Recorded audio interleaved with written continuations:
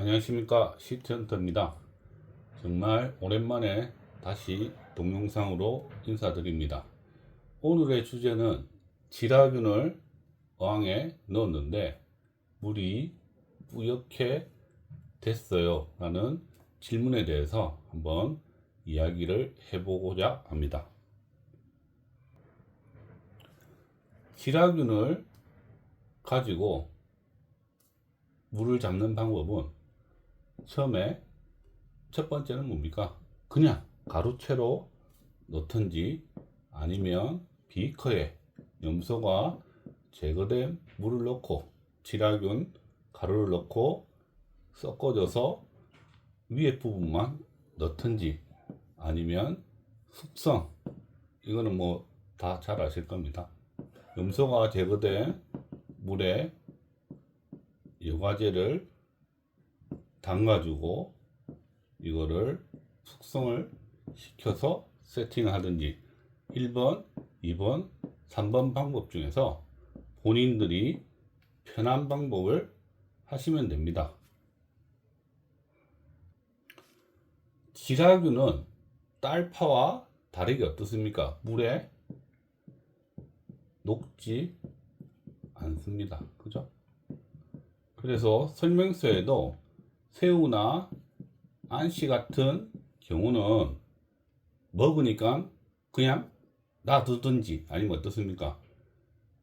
이렇게 가루가 남으면 어떻습니까? 한 숟대 빼주든지 하면 됩니다. 그래서 1번 방법, 그냥 가루를 넣었을 때는 어떻습니까? 제일 많이 생기고 2번 비커에 녹여서 넣었을 때도 일부 생길 수도 있고 3번 숙성이라는 방법을 하더라도 이렇게 가루랑 이 분진들이 충분히 생길 수가 있습니다.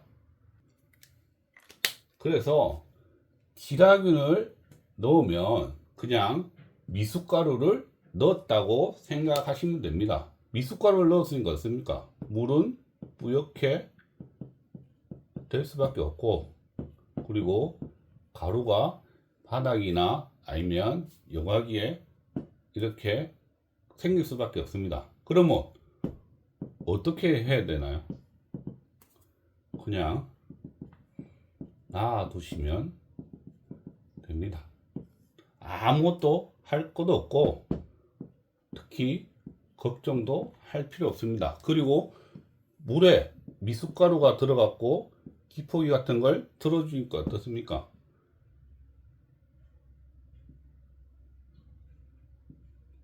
거품이 생길 수도 있죠.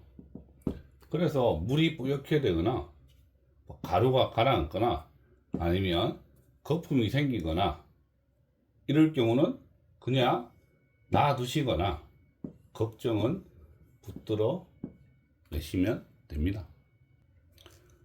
지라균이란 뭡니까? 우리가 여과제에 일단 정착을 시키는 것, 즉 물잡이를 하는 거죠. 그래서 생물이 넣기 전이라면 어떻습니까?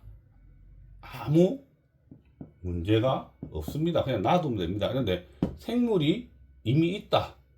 넣기 전에 아니라 이미 있는데 지라균을 사용했다. 즉 물잡이를 하기 전에 먼저 물고기를 넣었다. 그러면 뭐 물이 뿌옇거나 아니면 뭐 거품이 생긴다 하면 뭡니까? 물이 깨졌다.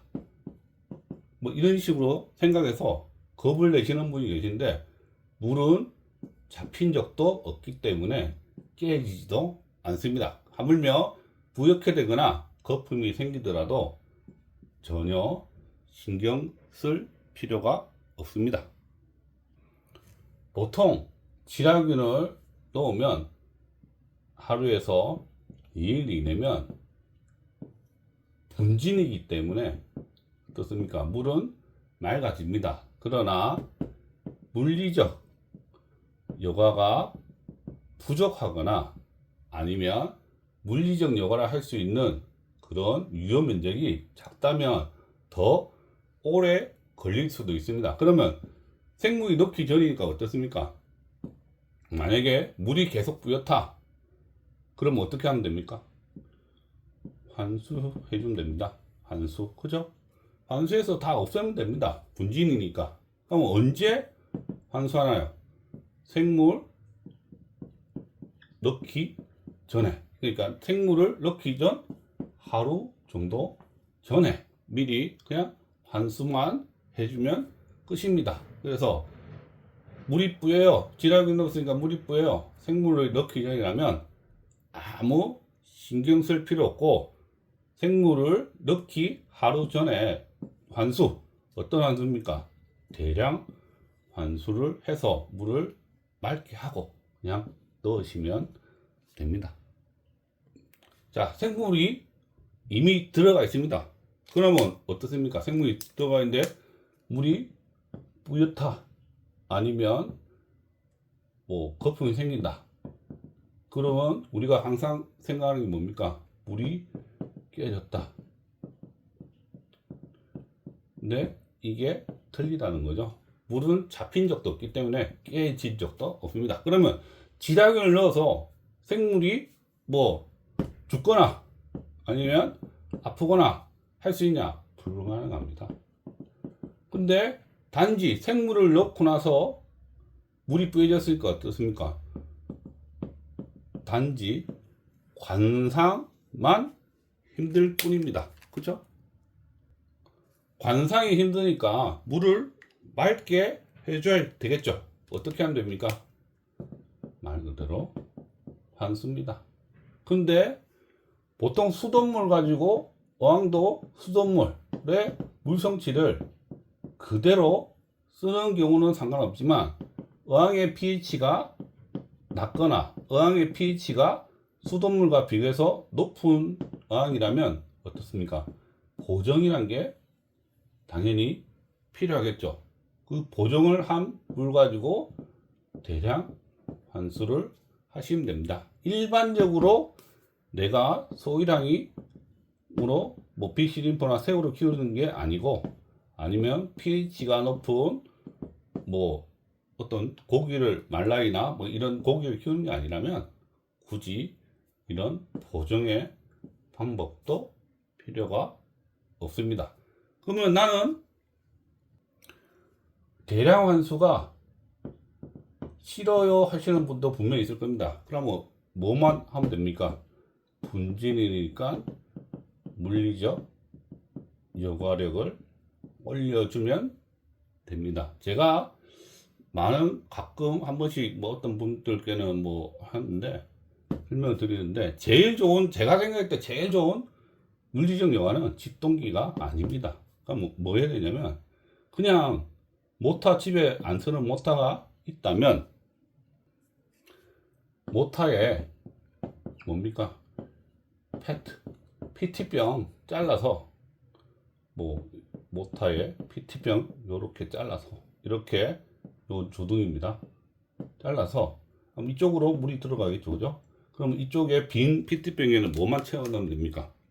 물리적 여과가 잘 되는 여과선만 이렇게 채워 놓으시고 한두 시간 길게는 하루 정도만 돌려주신다면 물은 맑아질 수밖에 없습니다. 그래서 지라균 넣고 물이 뿌옇게 됐어요. 아니면 거품이 생겼어요. 했을 때 뭐 하라? 물고기가 들어가 있지 않다면 신경 꺼라. 아무것도 해줄 게 없다. 근데 눈에 거슬린다. 그럼 뭐 해줘라? 그냥 환수해줘라. 언제?